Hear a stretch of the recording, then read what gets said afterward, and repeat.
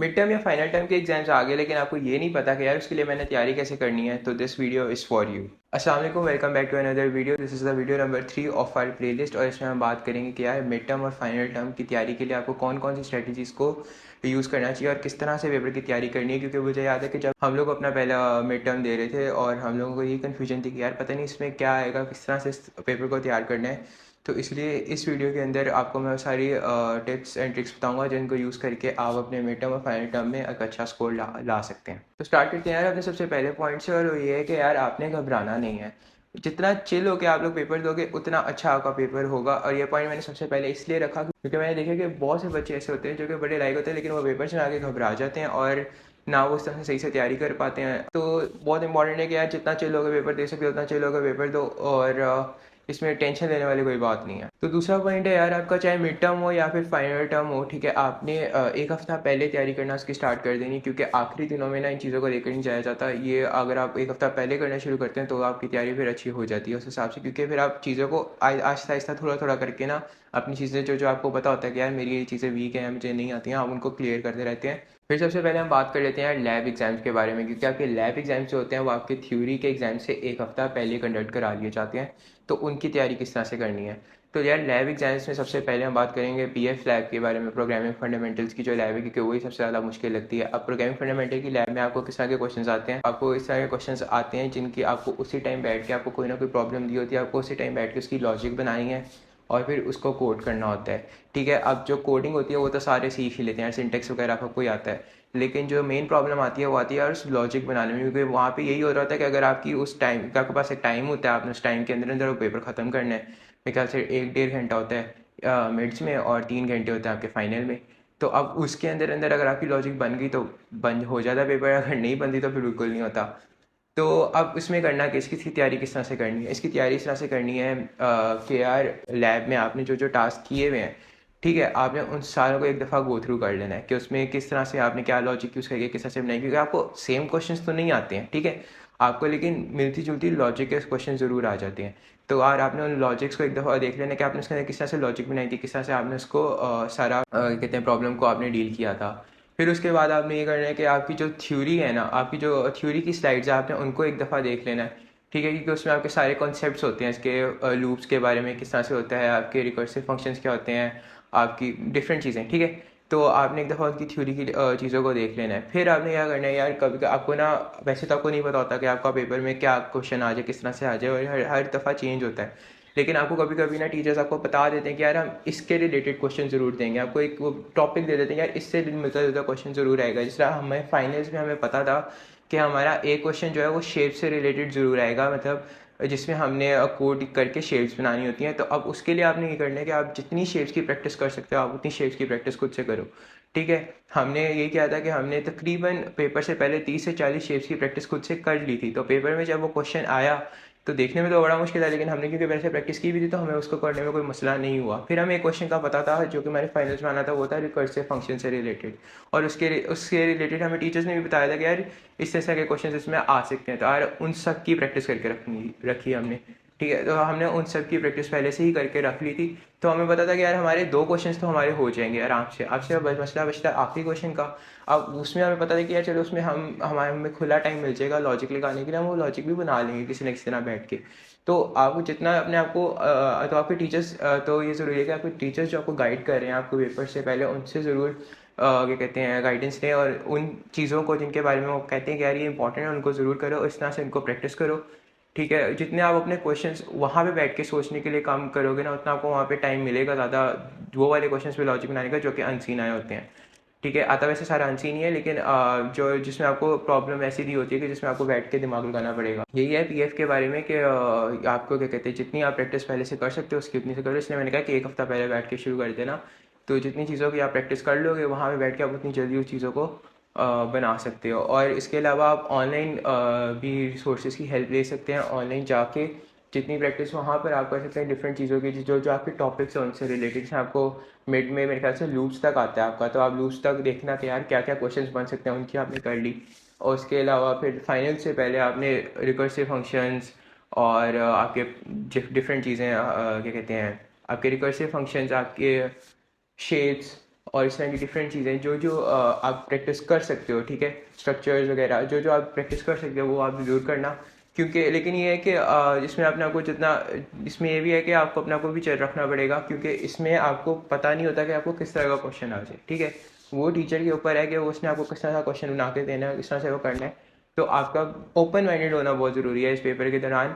मतलब टेंशन नहीं लेनी, वो नहीं करना, घबराना नहीं, क्योंकि इस पेपर के दौरान आप जितना ओपन माइंडेड होकर अपना लॉजिक बनाओगे ना, जितना जल्दी आपका लॉजिक बन जाएगा उतना जल्दी आपका सवाल हो जाएगा। उसके लिए बैठ के आपको सोचना पड़ेगा, उसके लिए आपकी प्रैक्टिस भी काम आती है, लेकिन आपको सोचना पड़ेगा। तो इसलिए चिल होकर करनी है तैयारी और ये हो जाएगा पेपर। फिर बात कर लेते हैं यार आईसीटी की लैब के बारे में। तो आईसीटी की लैब के लिए यार आपको इतना मुश्किल नहीं आता, बस आपको जो लैब मैनुअल्स मिले हुए होते हैं ना उनकी तरफ से, टीचर्स की तरफ से, उनको आपने एक दफ़ा गो थ्रू कर लेना होता है और उसी के अंदर से आपका पेपर तकरीबन आ जाता है। क्योंकि आपको उसमें आता ही है कि माइक्रोसॉफ्ट वर्ड आ गया, एक्सेल आ गया, माइक्रोसॉफ्ट एक्सेस आ गया, पाइथन के प्रोग्राम्स आ गए। तो उनकी आपको क्या कहते हैं तैयारी इसी तरह से करनी होती है कि उनको बस एक दफ़ा आपने गो थ्रू कर लिया चीज़ों को कि एक्सेल की जिस तरह आगे क्या, एक्सेल में डिफरेंट फंक्शंस किस तरह से काम करते हैं, और उसी से रिलेटेड चीज़ें आ जाएंगी। एक्सेस के अंदर आपको डिफरेंट चीज़ें जिस तरह किस तरह से बनानी है वो करनी है, वो सारा आपने पहले से लैब में करके रखा होता है। तो वही चीज़ तकरीबन आपके ना आ जाती है आईसीटी के अंदर। और जो पाइथन के प्रोग्राम्स होते हैं, हाँ, उसकी आपको थोड़ी सी प्रैक्टिस करनी पड़ती है, वरना उसके अलावा आपके बाकी जो तीन है, वर्ड, एक्सेल और एक्सेस है, वो इजीली हो जाते हैं अगर आपने उनको एक दफ़ा बस बैठ के गो थ्रू कर लिया उनके जो मैनुअल्स हैं उनको। अच्छा, इसमें यार एक पॉइंट ये बताना ज़रूरी है कि आपने उनके मैनुअल्स को याद नहीं करना बैठ के, आपने बस देखना है कि उसमें काम किस तरह से हुआ है। बिकॉज आपको वो मैनुअल नहीं पूछा जाएगा पेपर के अंदर, बल्कि आपको कोई सी तरह से क्वेश्चन दिया होगा और आपने उसको सॉल्व करना होगा, या तो वर्ड पे करना होगा या फिर एक्सेल पे करना होगा। उन चीज़ों को क्या कहते हैं, बस उनका कॉन्सेप्ट यूज़ होगा चीज़ों का, वो चीज़ें नहीं आएंगी आपसे पूछेंगे, बल्कि उनको कॉन्सेप्ट को यूज़ करके आपको कोई ना कोई प्रॉब्लम ही सॉल्व करनी होगी, कोई ना कोई क्वेश्चन ही सॉल्व करना होगा। अच्छा, तो यार नेक्स्ट हम बात कर लेते हैं एपी की लैब की तैयारी किस तरह से करनी है। तो अप्लाइड फिजिक्स के अंदर आपको ये होता है कि आपके जितने भी एक्सपेरिमेंट्स आपके मैनुअल के अंदर होते हैं, आपको उनको अच्छी तरह से गो थ्रू करना पड़ता है। आपको उनका अपडेटस, उनका प्रोसीजर, उनके जो ऑब्जर्वेशन कैलकुलेशन के जो टेबल्स होते हैं वो, और उनके ग्राफ बनाने, वो सारी चीज़ें आपको आनी चाहिए। अब जहाँ तक बात आती है उनकी रीडिंग्स की, तो उनकी रीडिंग्स याद करने की कोई ज़रूरत नहीं है, ठीक है। खाली ये वाली चीज़ें उनकी देख लेना, और जब वो आपसे अगर एग्ज़ाम के अंदर अगर तो आपसे एक्सपेरिमेंट परफॉर्म करवाने का कहते हैं तो आपको रीडिंग्स वहाँ से ही मिल जाएंगी, ठीक है। तो आपको परफॉर्म करना आना चाहिए। अगर तो आपको आपसे वो कहते हैं कि आप परफॉर्म करें तो रीडिंग्स आपको वहाँ से मिल जाएंगी, लेकिन अगर आपसे वो परफॉर्म नहीं करवाते तो फिर आपको रीडिंग्स लिखने की ज़रूरत नहीं होती। अब खाली उनका वो ऑपरेटर्स प्रोसीजर और उनकी ऑब्जर्वेशन कैलकुलेशन, उनका ग्राफ बनाकर आ जाते हो, तो इस तरह से आपका वो पेपर हो जाता है। बाकी उसके अंदर थोड़े बहुत शॉर्ट क्वेश्चंस वगैरह भी आते हैं, लेकिन वो बहुत ही जनरल होते हैं। उसकी बस तैयारी इसी तरह से करनी है कि उसका जो लैब मैनुअल है उसको अच्छी तरह से एक दफ़ा देख लेना है, सारे एक्सपेरिमेंट्स को, सारे एक्सपेरिमेंट्स के आपको पता होना चाहिए कि प्रैक्टिस क्या है, प्रोसीजर क्या है, और उसके ऑब्जर्वेशन कैलकुलेशंस क्या है, और इसका ग्राफ किस तरह से बनना है, जिसमें ग्राफ बनना है। अब आते हैं थ्योरी के पेपर्स की तरफ के। जब आपके थ्योरी के पेपर्स होंगे तो उसमें आपने किस तरह से तैयारी करनी है और वो किस तरह के पेपर आते हैं। सबसे पहले हम बात करेंगे पीएफ के थ्योरी के पेपर के बारे में। तो वो पेपर किस तरह से आता है कि आपको डिफरेंट उसमें आपके डिफरेंट कॉन्सेप्ट्स को टेस्ट किया जाता है। मतलब कि आपको उसमें डिफरेंट टाइप के क्वेश्चंस आते हैं, आपको शॉर्ट क्वेश्चंस भी आते हैं उसके अंदर, और आपको लॉन्ग क्वेश्चंस भी आते हैं इस तरह के कि आपको कोई ना कोई प्रॉब्लम दी होती है, आपको कोई ना कोई प्रॉब्लम दी होती है और आपने उसका प्रोग्राम लिखना होता है, लेकिन ये होता है पेपर पर, ठीक है। और इसलिए ये थोड़ा मुश्किल भी इसलिए होता है क्योंकि आपको पेपर पे लिखना होता है। तो अगर आपने कोई सिंटेक्स एरर कर दिया उसके अंदर, कि मतलब कोड लिखते हुए कोई गलती कर दी, तो आपको वो पता नहीं लगता और उसके आपको मार्क्स कट जाते हैं, ठीक है। तो आपको उसके लिए बड़ा ध्यान से पेपर अटैम्प्ट करते हुए आपको देखना पड़ता है कि आपने कहीं भी, क्योंकि बहुत दफ़ा ये वाली गलती में मतलब हमसे भी होती है कि क्या कहते हैं आप जो वो सेमी कॉलन होता है एंड पे रखने वाला, ठीक है, वो भूल जाते हैं। या फिर जो गलती मैंने अपने पेपर में की थी वो ये की थी कि मैंने कमेंट्स का जो होता है ना साइन, वो ऑब्लिक जो होता है वो मैंने उल्टा डाल के आ गया था।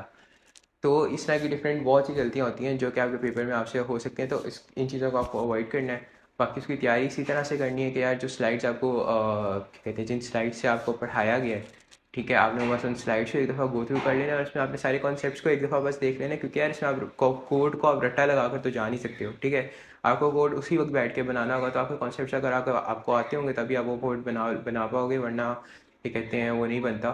तो इसमें यही तैयारी होती है कि आपको बस एक दफ़ा सारे कॉन्सेप्ट्स को देख लेना होता है, और अगर आपने प्रैक्टिस करनी होती है तो आप ऑनलाइन जाके आप कोई भी रिसोर्स उठाकर, ठीक है, उस टॉपिक से रिलेटेड आप चैट जीपीटी को कह दो कि यार इस टॉपिक से रिलेटेड मुझे कुछ ना कोई प्रॉब्लम्स देता, तो आपको वो प्रॉब्लम्स देते तो उनको बैठ कर प्रैक्टिस कर लो अपनी। वरना ये कहते हैं ज़रूरी नहीं होता इतना, बस ये होता है कि आपने अगर आपको कॉन्सेप्ट आता है तो आप उसका कुछ ना कुछ बनाइए, आप उसको कर ही लेते हो। अच्छा, तो अप्लाइड फिज़िक्स के पेपर के लिए क्या करना है? अप्लाइड फिज़िक्स का पेपर आपको इस तरह से आता है कि यार उसके अंदर आपको शॉर्ट क्वेश्चंस भी आ जाते हैं, आपको न्यूमेरिकल्स भी आते हैं और आर्टिकल्स भी आते हैं। आर्टिकल आप लॉन्ग टाइप कह लें, ठीक है?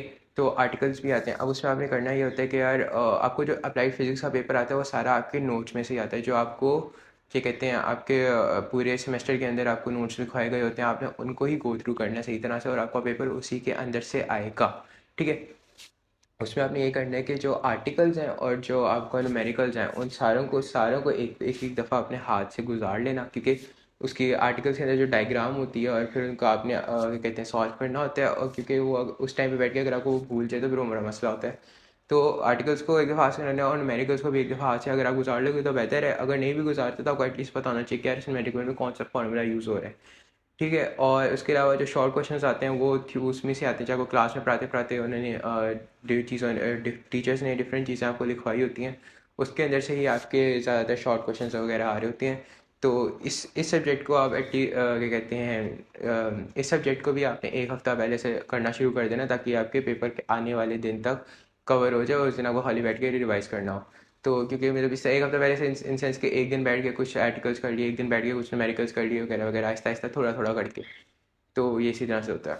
नेक्स्ट बात करते हैं यार आईसीटी की थ्योरी को किस तरह से प्रिपेयर करना है। तो यार आईसीटी की थ्योरी जो होती है वो प्रिपेयर करने के लिए आपको बुक खोलने की तो बिल्कुल कोई ज़रूरत नहीं है। आप क्या कहते हैं, जो सिर्फ स्लाइड्स आपको जिन स्लाइड्स से पढ़ाया गया है ना, आप उन स्लाइड्स को एक दफ़ा सारा गो थ्रू कर लें तो वो बड़ा होता है। और क्या कहते हैं, लेकिन उसमें एक टॉपिक है नंबर सिस्टम्स का। नंबर सिस्टम्स आपको ज़रूर खुद से प्रैक्टिस करने पड़ेंगे क्योंकि वो नहीं होते उसके अलावा। तो जो उसमें नंबर सिस्टम्स है उसको आपको एक दफ़ा उसको प्रैक्टिस करने की ज़रूरत है।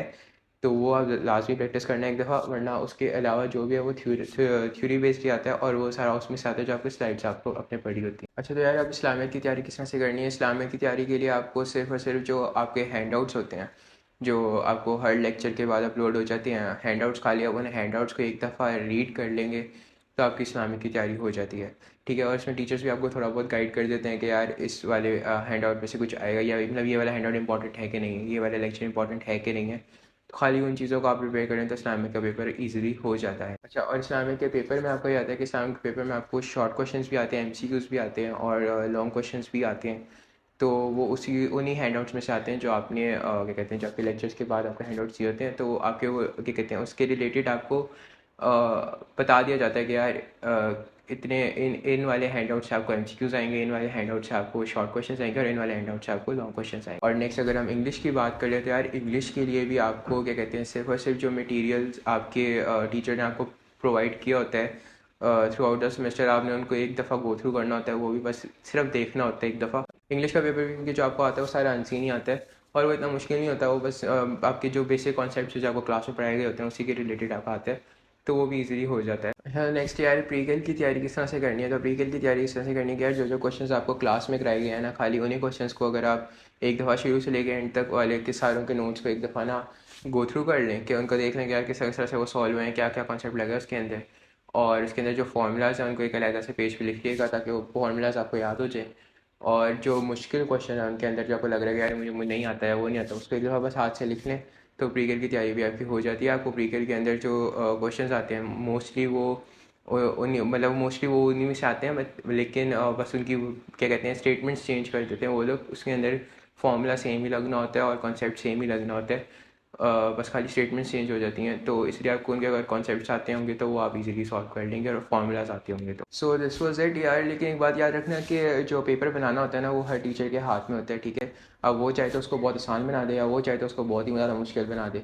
तो यार अपने टीचर से ज़रूर कोऑर्डिनेट करना पेपर से पहले एटलीस्ट, ठीक है? उनसे पूछना कि किस तरह का पेपर आ रहा है, वो आपको कुछ ना कुछ इस तरह का कहते हैं हिंट दे देते हैं कि यार इस तरह से पेपर का आएगा और इस तरह से आप उसकी तैयारी कर सकते हैं। बाकी यार टेंशन नहीं लेते, मुश्किल पेपर नहीं आते यूनिवर्सिटी में, बस ये होता है कि थोड़ा सा ना आपको दिमाग लगाना होता है उनके अंदर, ठीक है? आपके कॉन्सेप्ट्स जितने अच्छे होंगे उतना अच्छा पेपर अटेम्प्ट कर सकते हैं। बाकी यार दिस वाज इट और see you in the next video. अल्लाह हाफिज़।